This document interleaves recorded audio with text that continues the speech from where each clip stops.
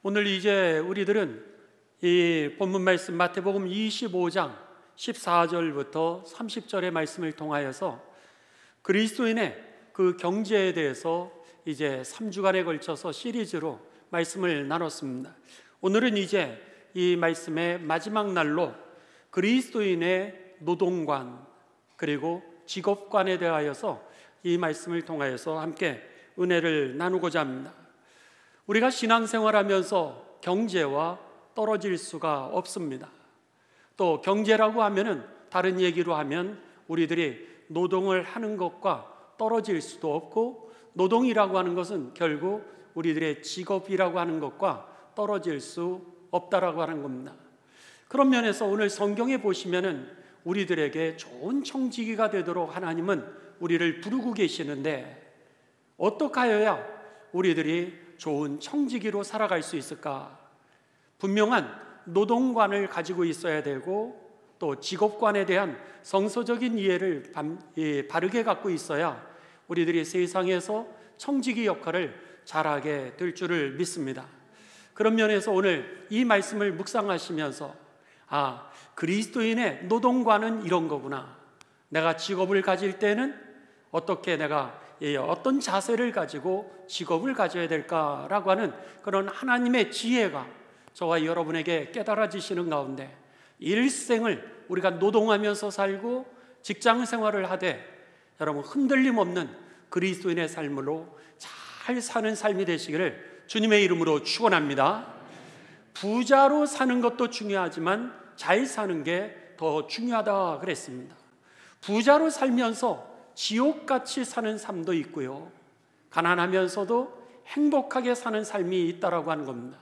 그런 면에서 부자 이꼴 잘 사는 건 아닙니다. 가난 이꼴 우리들이 못 사는 것도 아니라고 하는 겁니다. 이왕이면 우리가 부자가 되고 잘 살면 그것처럼 좋은 일이 없을 겁니다. 그런 면에서 여러분들에게 하나님이 축복하시되 부자로 사시고요, 그리고 잘 살게 되시기를 주님의 이름으로 축원합니다.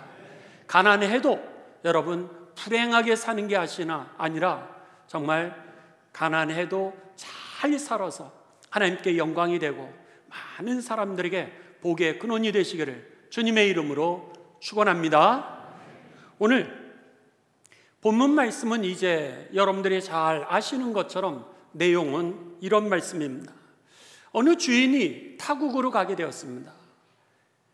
멀리 출타하게 되면서 함께 일하고 있는 그 종들을 부르게 됩니다.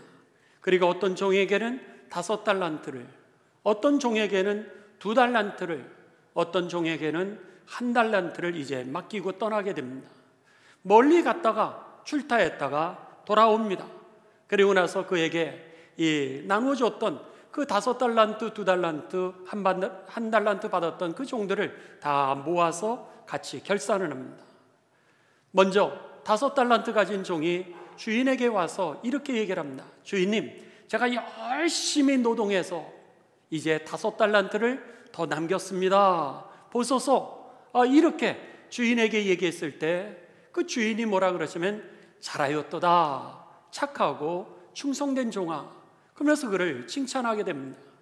이번에는 2달란트를 받았던 종이 옵니다. 주인님, 저도요 열심히 노동했습니다. 그래가지고는 또 2달란트를 남겼습니다. 보소서.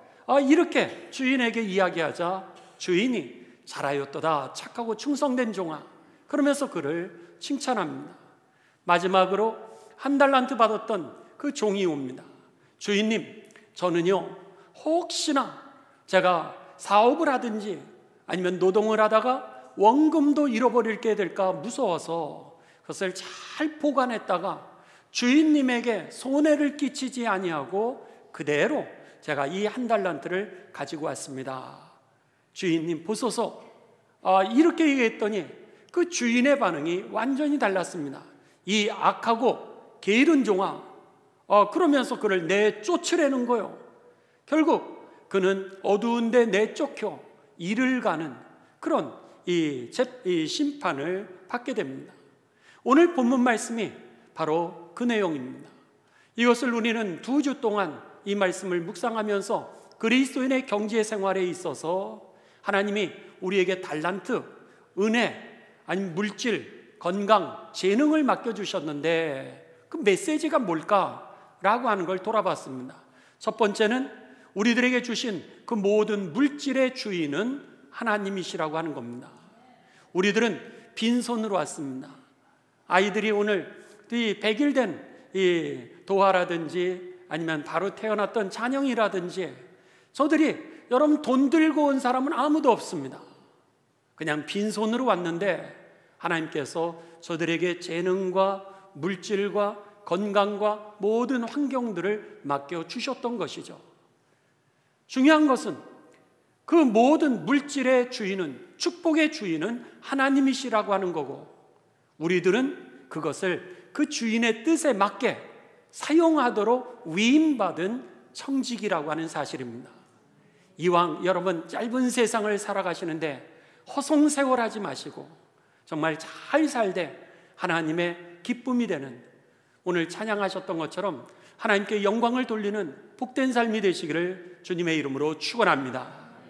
두 번째 메시지는 뭐냐면 반드시 결산할 날이 있다라고 하는 겁니다.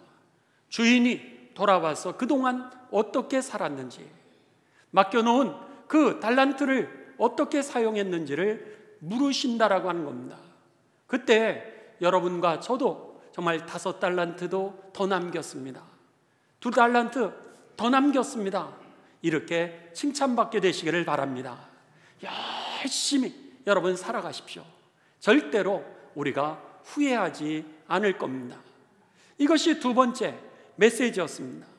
또 세 번째 지난주일에 우리들이 돌아봤던 그 메시지는 뭐냐면 기독교인 성경의 경제관은 어떤 경제관인가라 그랬을 때 청부사상이라고 얘기를 했습니다. 그 세상의 물질에 대해서는 두 가지의 사상이 있는데, 하나는 청빈사상, 가난하고 깨끗하게 사는 그런 사상이 있는가 하면은, 이 사상은, 가난하고 깨끗하게 사는 사상은 불교와 유교의 덕목일 것입니다. 그런데 기독교의 덕목은 청빈사상이 아니라 청부사상이다라고 그랬습니다. 깨끗한 부자로 살아가는 겁니다. 그래서는 하나님께 영광을 올려드리고 많은 사람 축복하는 축복의 통로가 되는 것, 이것이 바로 성경이 우리들에게 가르쳐주는 물질관이라고 하는 겁니다. 그래서 하나님은 우리에게 복을 주시기를 원하시는 분이시고, 우리들의 믿음의 선배들 아브라함, 이삭, 야곱, 요셉, 모세, 누구든지 간에 다윗, 솔로몬, 그 당대의 최고의 부자였다라고 하는 겁니다. 그런 면에 있어서 성경의 물질관은 청빈사상, 가난하고 깨끗하게 사는 것이 아니라 여러분 청부사상, 오늘 깨끗한 부자로, 그래서 하나님의 은혜를 기다리고 있는 사람들에게 축복을 나눠주는 삶이 되시기를 주님의 이름으로 축원합니다. 오늘 마지막으로, 그렇다면 성경의 노동관, 직업관이라고 하는 것은 무엇일까라고 하는 겁니다. 오늘 성경 말씀에 보시면은요, 오늘 예수님께서 말씀하신 이 비유를 통해서 5달란트를 남기고 온 사람, 뭐라 그럽니까? 내가 열심히 장사했다라고 하는 겁니다. 장사라고 하는 것이 여러분 이 노동 아니겠습니까? 사업을 하시는 분들 직업일 것입니다. 그랬을 때 열심히 노동하고 그 직장에서 열심히 성실하게 해서 이윤을 남겼던 그들에 대하여서 예수님은 칭찬하셨다라고 하는 겁니다. 그런데 마지막 1달란트를 그대로, 원금에는 문제가 없었습니다. 주인에게는 손해가 없었습니다. 근데도 불구하고 그 원금만을 가져왔던 그 종에 대해서는 뭐라 그랬냐면 이 게으른 종아, 이렇게 얘기를 했습니다. 차라리 내가 너에게 원금을 받으려면 이자를 주는 사람에게 내가 맡겨서 그 돈의 이득을 얻지, 내가 너에게 그냥 맡겼겠느냐? 그렇지 않다라고 말씀하시면서 오늘 아무것도 안 하고 땅에다 파묻어 두었던 그 종을 책망하셨다라고 하는 것입니다. 예수님도 오늘 그 그리스도인의 삶이 어때야 되는지를 우리에게 가르쳐 주시는 그 말씀입니다. 노동이라고 하는 것이 절대로 여러분 혐오스러운 것이 아니라고 하는 사실입니다. 성경은 노동에 대하여서 신성하다라고 그렇게 말하고 있습니다. 예를 들어서 하나님이 천지를 창조하실 때 보십시오. 창세기 2장 1절에서 2절에 보시면 하나님께서 6일 동안 일하시고 그렇게 되어 있습니다. 하나님이 일하시는 하나님이라고 그렇게 가르쳐 줍니다. 그리고 나서 7째 날에 쉬셨다는 거예요. 이것은 하나님의 모습만이 아닙니다. 예수님도 마찬가지였습니다. 예수님은 요한복음 5장 17절에 보면 이제 이렇게 말씀하십니다. 예수께서 그들에게 이르시되 아버지께서 이제까지 일하시니, 하나님께서 지금도 일하신다라고 하는 겁니다. 이전에도 일하셨을 뿐만 아니라 지금까지도 하나님은 일하고 계시니 그러니 나도 일한다. 하나님이 일하실 뿐만 아니라 나도 아버지를 따라 일하는 자라고 그렇게 말씀하십니다. 이런 예수님과 하나님의 모습에 대하여서 구약에 보면 예레미야 선지자가 하나님에 대해 이렇게 가르쳐 줍니다. 예레미야서 33장 2절에 보면 일을 행하시는 여호와, 일을 행하시는 여호와, 이 뜻은 뭐냐면 일을 계획하시는 여호와 하나님이라고 하는 뜻입니다. 하나님은요 일을 계획하시는 하나님입니다. 두 번째, 그것을 만들어 성취하는 여호와, 계획하신 그 일을 행하시는 하나님이라고 이렇게 가르쳐 줍니다. 그의 이름은 여호와라, 만들어서 성취하시는, 일을 계획하시고 일을 행하시고 그리고 성취하시는 여호와라고 이렇게 그 하나님에 대하여 우리에게 예언자들도 계시로 알려주고 있는 것이죠. 그뿐만 아니라 신약에 보시면은요, 우리들이 잘 알고 있는 그 바울 사도, 여러분 마찬가지였습니다. 바울 사도는 뭐가 부족해서 여러분 그가 일을 했겠습니까? 그 자신 자체가 서울대학을 나오고 하버드 나온 사람입니다. 그리고 그는요 가말리엘 문화세형이었을 뿐만 아니라 지금으로 얘기하면 사내들인 공의회 회원이었습니다. 국회의원이었습니다. 그러니까 권력도 있고 돈도 있고 그리고 바리새인이었습니다. 존경까지도 받았던 그런 사람입니다.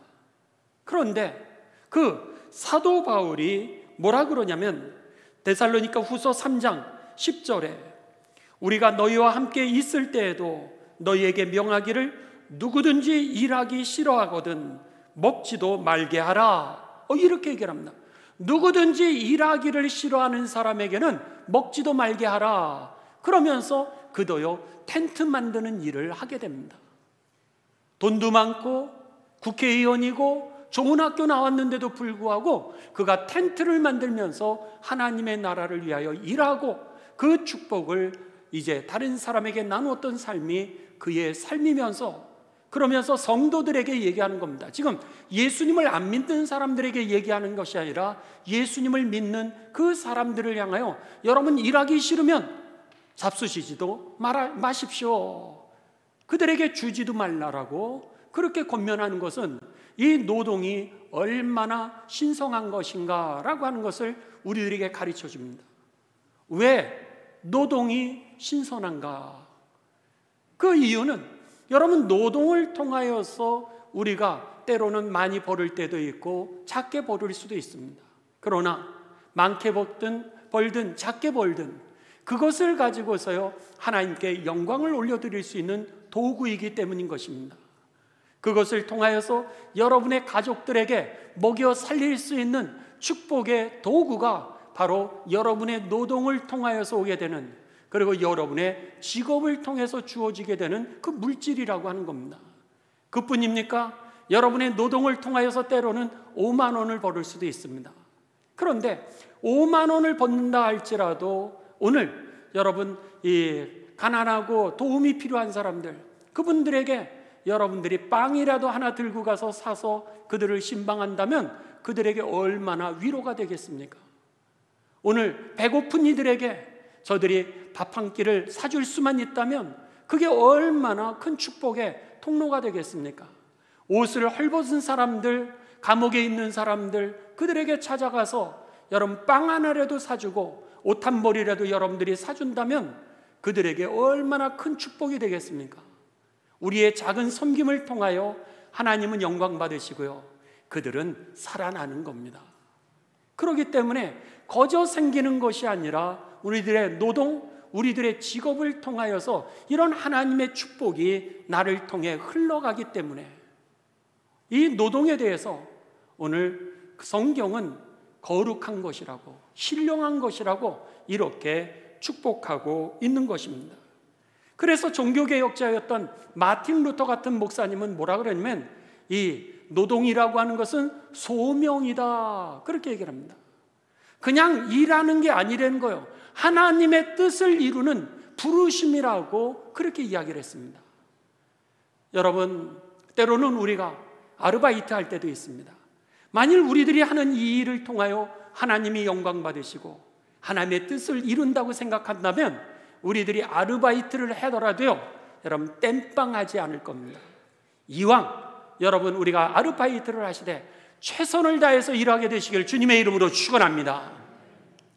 이 안에는 여러분 이 비정규직 노동자도 있을 겁니다. 비록 정규직 가지고 있는 직장인들보다는 불안할 수 있습니다. 그렇다고 그래서 돈을 조금 덜 받는다라 그래서 조금 불안하다 그래서 누가 그 비정규직을 멸시하겠습니까? 아무도 멸시하지 않습니다. 여러분의 비정규직조차도 하나님은 거룩하게 여기신다라고 하는 겁니다. 그런 면에 있어서 비정규직이라 할지라도 조금 덜 벌다 할지라도 열심히 일하셔서 하나님의 축복의 통로가 되시기를 바랍니다. 여러분들 가운데 정규직이 있으실 겁니다. 여러분이 안정되게 일을 하면서 여러분이 그 재생산을 하고 있다면 하나님에게 감사하시길 바랍니다. 그러면서 교만하지 마십시오. 나태하지 마십시오. 다른 사람보다 5분 더 먼저 나가셔서 청소도 해주시고 남들보다 10분 더 늦게 퇴근하셔서 여러분 그리스도인답게 우리들의 모습만 사람들이 봐도요 하나님께 영광을 돌릴 수 있도록 그런 모습으로 여러분 열심히 일하십시오. 나는 이제 철밥통이니까 그냥 걱정 없다. 여러분 이런 마음은 하나님께 영광이 되지 않는다라고 하는 겁니다. 살아도 주를 위해서 살고 죽어도 주를 위해서 죽고 먹든지 마시든지 하나님의 영광을 위해서 살아가는 것이 우리들의 삶일진데, 그렇다면 아르바이트를 하셔도, 아니 여러분들이 비정규직으로 살아간다 할지라도, 정규직이 되었다 할지라도 무엇보다도 하나님의 영광을 드러내는 여러분의 노동이 되시고 직업이 되시고 소명 있게 정말 여러분 최선을 다해서 일하시기를 주님의 이름으로 축원합니다. 은퇴하셨습니까? 여러분 어떤 직업도 괜찮습니다. 어떤 노동도 괜찮습니다. 우리가 돈을 많이 벌고 돈을 적게 벌고 이것에 따라서 성경은 차별하지 않는다는 거예요. 여러분들이 무슨 노동을 해서라든지 조금이라도 벌어서 그것을 축복할 수 있는 그런 통로가 된다면 하나님은 여러분의 그 섬김을 축복하시되 하늘의 별과 같이 빛나게 하실 것입니다. 그렇기 때문에 여러분 은퇴하셨다라 그래서 여러분이 가지고 있는 것이 많다라 그래서 그냥 먹고 놀지 마시고 가셔서 5,000원이라도 벌을 수 있다면 10,000원이라도 벌을 수 있다면 여러분 행복하게 일하시고 그 벌은 돈으로 여러분의 손자들이 성경을 암송하면은 여러분 아이스크림도 좀 사주시고요. 여러분의 이웃들이 여러분 사랑을 기다리고 있으면 위로하고 격려하는 삶이 된다면 오늘 우리가 여러분 이제 노동을 하면서 하나님께서 예수님 믿으세요 이 얘기하라고 노동하라고 하는 것이 아닙니다. 여러분 존재 자체가 이미 그리스도인답게 하나님께 영광이 되기 위해서 내가 최선의 모습을 보여준다면 다른 사람이 우리들의 모습을 보면서 주님께 구원의 자리로 나오게 될 줄을 믿습니다. 그렇죠? 말을 하는 게 중요한 것이 아니라 내 존재, 내 삶 자체가 선교사적인 삶을 살아내는 것이 중요하다고 하는 겁니다. 이게 바로 전도였던 거죠. 우리가요, 여러분, 오늘 우리들의 대한민국의 역사에 있어서도 이 기독교의 가치관, 물질관이라고 하는 것이 얼마나 큰 영향을 미쳤는지 모릅니다. 대한민국의 역사에 있어서 이 기독교를 빼고는 절대로 오늘 근대사를 이야기할 수 없다라고 하는 거죠. 우리가 이제 2000년의 역사를 한번 이렇게 그려보시 바랍니다. 2000년의 역사에 있어서 이 500년 동안은요, 무속이 우리 사회에 주된 역할을 하는 종교였습니다. 그 이후에 500년부터 1500년까지는 한국 사회의 주된 종교의 역할을 했던 것이 불교였습니다. 그래서 1000년 동안은 불교가 이제 주된 종교의 역할을 해왔고요. 그리고 1500년 이후로 이제 유교가 이 대한민국에 있어서 주된 종교의 역할을 했습니다. 그리고 나서 20세기가 되어서 이제 1885년에 이 아펜셀러 선교사님과 언더우드 선교사님이 한국에 들어오게 되면서 이제 본격적으로 이 기독교가 큰 영향력을 미치는 그런 시대에 우리가 접어들게 됩니다. 그랬을 때 불교의 여러분 주된 이 가치라 그럴까요? 이것은 바로 오늘 그들은 노동을 하지 않고 탁발을 했다라고 하는 겁니다. 그래서 그들은요, 노동을 해서 내가 돈을 버는 것이 아니라 탁발이라고 하는 게 뭐냐면 다른 사람에게 얻어먹는 것을 탁발이라 그럽니다. 그냥 우리가 동냥을 하면서 이제 무소유, 그래서는 욕심에서 벗어나는 것에 그 중심, 가치를 두면서 그들은 노동을 중요시 여겼던 것이 아니라 탁발을 중요시 여기면서 1000년을 갖다가 이제 대한민국의 역사를 주된 종교의 역할로 해왔다라고 하는 겁니다. 유교는 어떻습니까? 유교는 500년 동안 이제 그들은 노동을 역시 천하게 여겼습니다. 유교는 계급제도를 가지고 있었습니다. 산농공상. 그래서는 사람들을 직업에 따라서 그들을 계급으로 나눴던 카스트 제도와 같은 것이었습니다. 산은 뭡니까? 선비사. 그리고 농은 농업, 공은 공업, 그리고 상은 상업입니다. 그러니까는 제일 높은 계급에 있었던 사람들은 선비들이었습니다. 그리고 두 번째 계급으로 살았던 사람들은 농업을 하는 사람들이었고요. 세 번째 계급으로 살았던 사람은 공업하는 사람들이었고요. 제일 하층민처럼 취급했던 사람들이 사업을 하는 장사꾼들이라 그래가지고 사업을 하는 사람들을 가장 천하게 여겼습니다. 여러분, 그런 면에 있어서 이 유교는 노동을 역시 그들은 천시했다라고 하는 겁니다. 그래서는 이런 이야기도 있지 않습니까? 이제 이 서양의 운동이 이 조선에 들어왔습니다. 그래서는 테니스를 하는 거예요. 선교사님들이라든지 그 서양의 문물을 받아들이는 사람들이 테니스를 하면서 땀을 뻘뻘 흘리니까 선비들이 그것을 바라면서 왜 저렇게 더운데 뻘뻘거리고 땀을 흘리면서 뛰냐고, 아랫사람이나 시키지, 이랬다고 그러지 않습니까? 운동조차도 아랫사람을 시키지.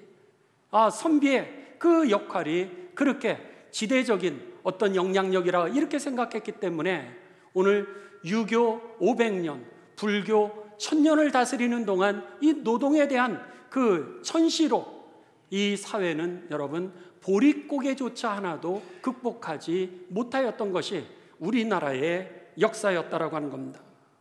그래서 6.25 당시에요, 우리나라의 1인 소득이 얼마였냐면 국민소득은 75불이었습니다. 그러니까 1950년에 대한민국 국민의 1인 소득이, 국민소득이 75불로 세계에서 두 번째로 가난한 나라가 우리나라였습니다. 그런데 1885년 이제 개신교가 이 땅에 들어오게 됩니다. 그러면서 지금까지 약 138년이 지나게 됩니다.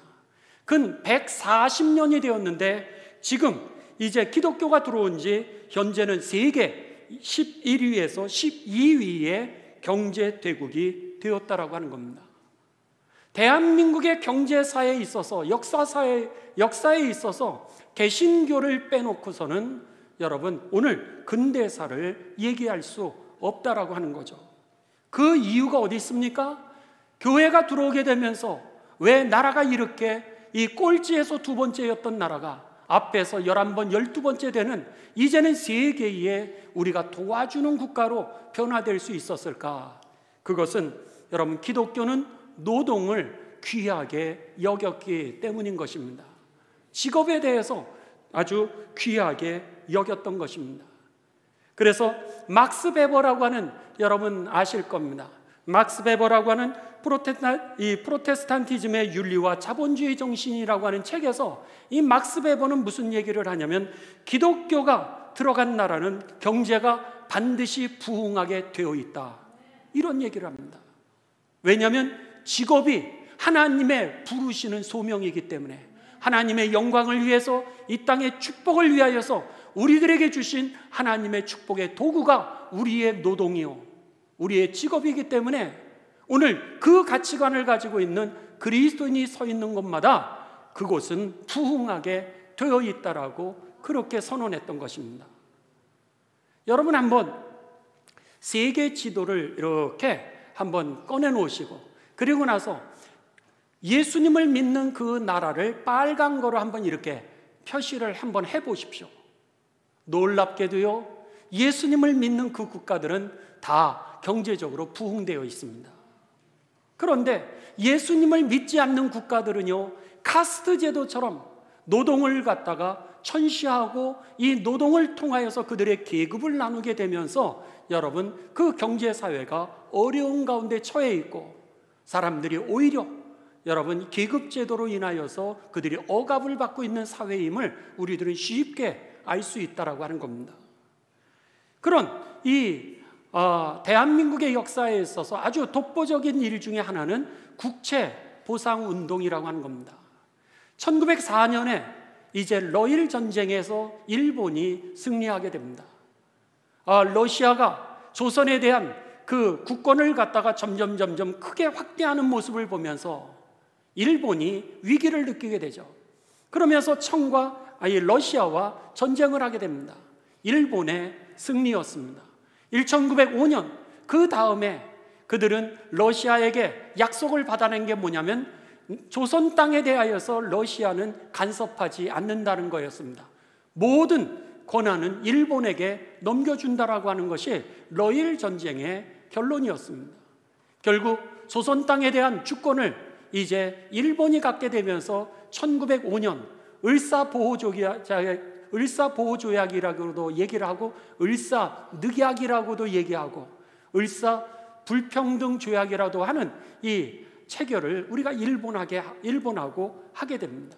그런데 일본이 이제 조선에 대한 이 장악을 하기 시작하면서 그들이 경제권을 쥐기를 시작합니다. 근데 경제권을, 나라를 장악하기 위한 방법 중에 하나가 뭐였냐면 일본에서 차관을 들여오는 것이었습니다. 돈을 빌려오는 겁니다. 쉽게 얘기하면 돈을 빌려와서 얼마를 빌려오게 되냐면 그 당시에 1,300만 원을 갖다가 일본에서 빌려오게 됩니다. 그런데 우리나라의 1년 예산이 얼마였냐면 그 당시에 1,370만 원이었습니다. 우리나라 세금으로 걷고 모든 재산이 1,370만 원인데 일본으로부터 우리가 차관을 얻어온 것이 1,700만 원이니 여러분 나라의 모든 돈을 송두리째 가져가겠다라고 하는 그런 식민지 정략이었죠. 그랬는데 더 놀라운 것은 이제 1년이 지나게 됩니다.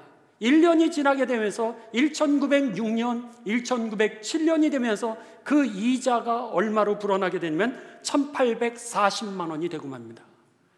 우리의 경제는 1,370만 원밖에 없는데 이자까지 합해서 이제는 1,840만 원이 되니까 나라 통째로 이제 가져가게 된 거죠. 그러니 여러분 이미 나라는 식민지가 되고 말았습니다. 이렇게 되자 백성들 가운데 나라를 되찾자고 하는 그런 운동이 시작됩니다. 그 운동이 바로 국채 보상 운동입니다.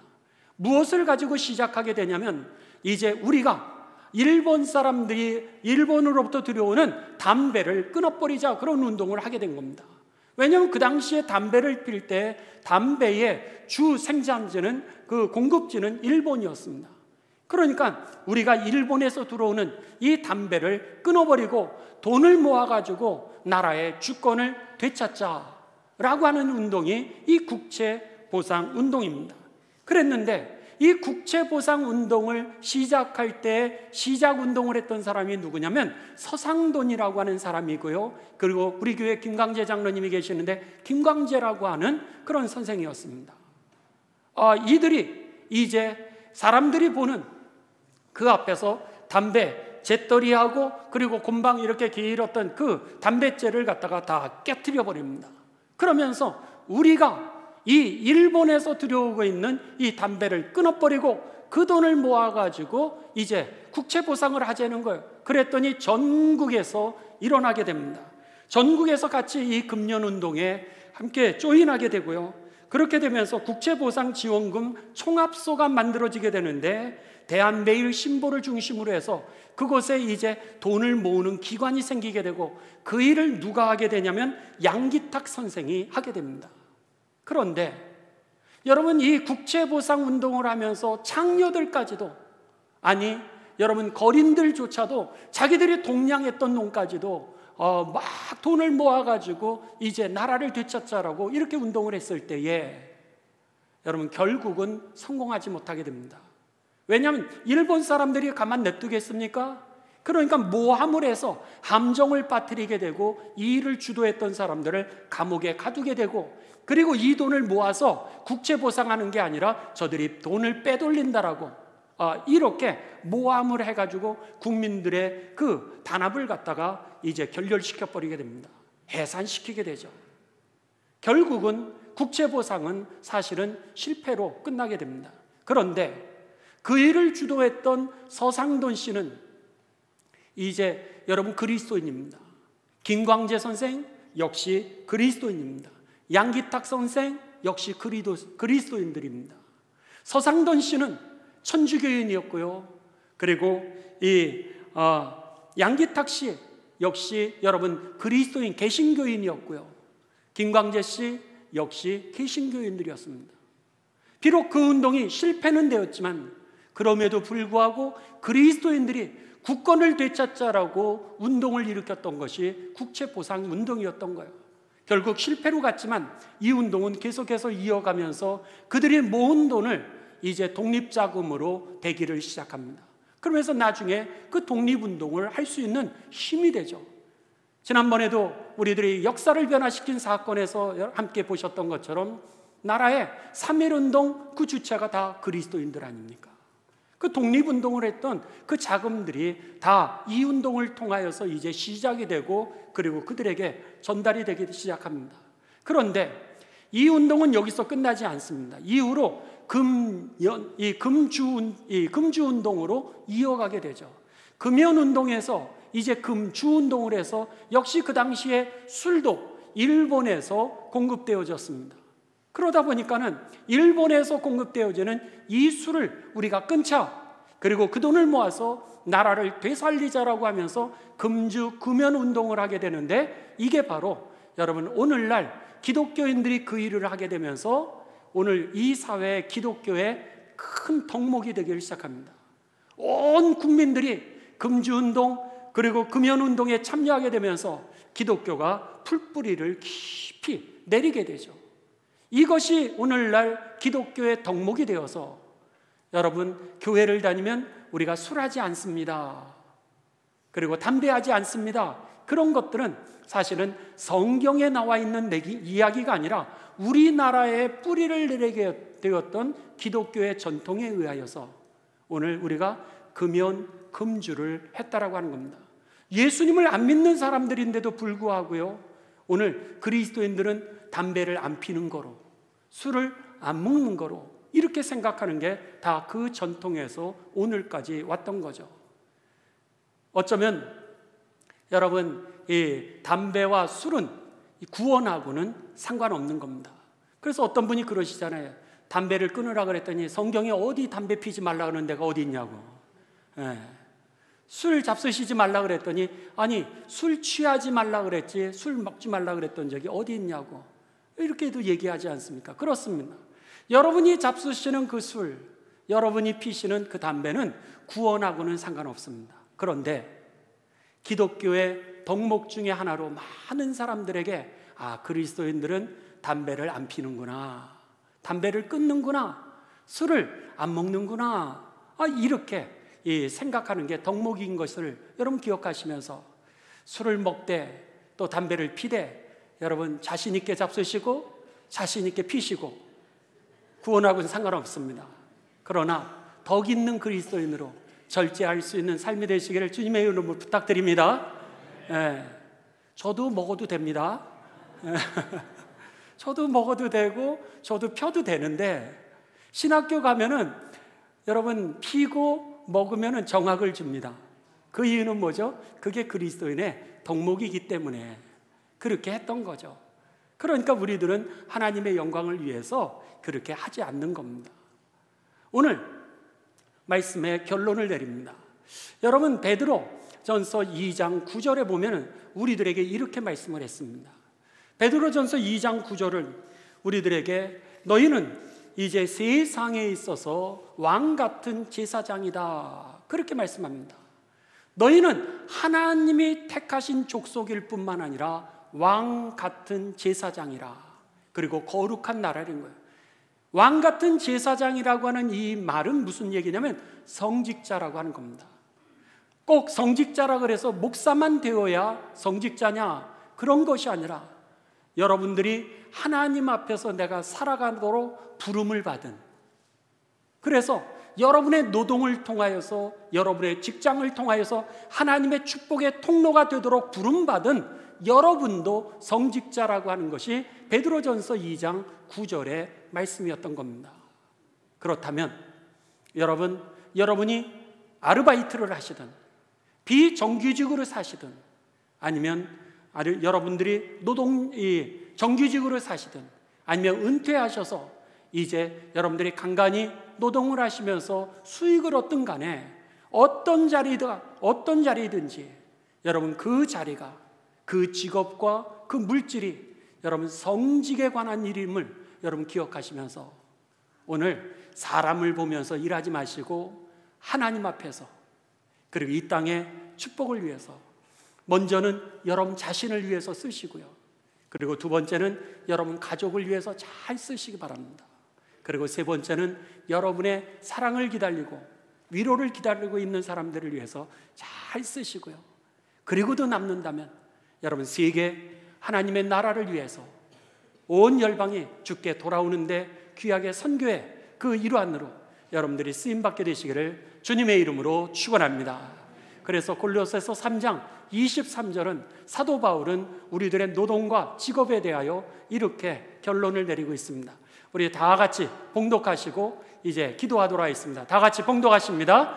무슨 일을 하든지 마음을 다하여 주께 하듯 하고, 사람 보는 것처럼 사람 앞에서 일하지 말고 하나님 앞에 설렁탕 하나를 끓이시더라도 예수님의 이름으로 대접하는 마음으로 여러분들이 설렁탕을 정성스럽게 가장 좋은 재료를 사다가, 그리고 여러분 정성스럽게 설렁탕 한 그릇이라도 대접하는 삶이 되셔서 그 설렁탕 가게에 오시는 분들이 여러분의 모습을 보고 하나님이 생각나는 구원의 통로, 축복의 통로 되시기를 주님의 이름으로 축원합니다.